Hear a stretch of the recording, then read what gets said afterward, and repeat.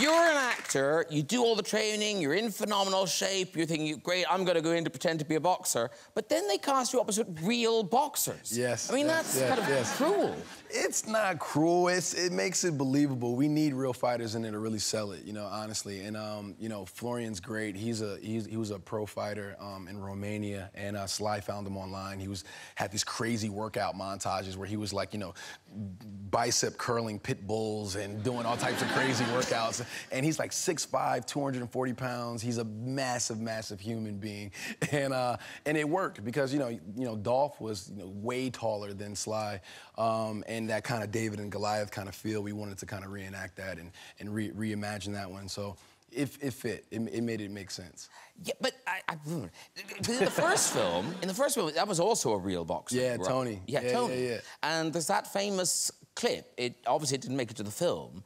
So explain what happened. So it was Sylvester Stallone's fault. Yeah, I mean, Sly enjoys putting me through punishment. He really does. He's so mischievous. But you know, in the Rocky films, it's like a badge of honor to take a real punch. And when you do slow-mo shots, you can't fake it, you know, because if you did a slow-mo shot and it was a miss, you would see the space and it just wouldn't connect.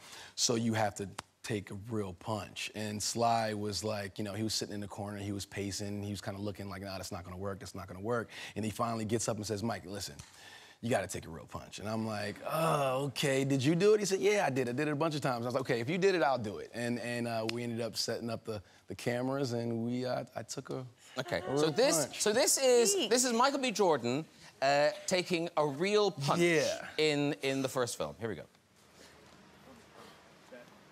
Backgrounds watching, and action.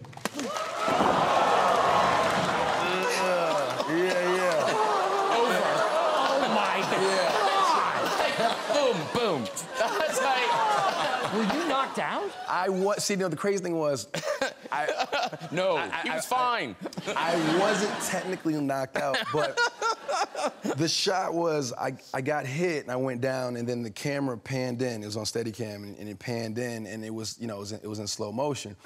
And the first time we did it, Tony's glove was in the way, so we didn't see it, right? So they didn't see it at all, so we had to do it again. So we did it the second time, and I got hit, and I could feel the energy of the crowd and everybody that was in the studio, and I was like, all right, it must have really looked good because everybody's quiet. I could like literally hear a pin drop in there.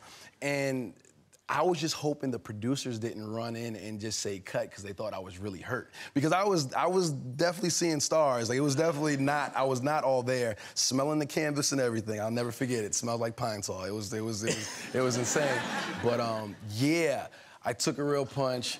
It felt like I was in a car accident for like 4 days afterwards. Tony said he only went 40%. It felt like 85. It was tough. It was tough.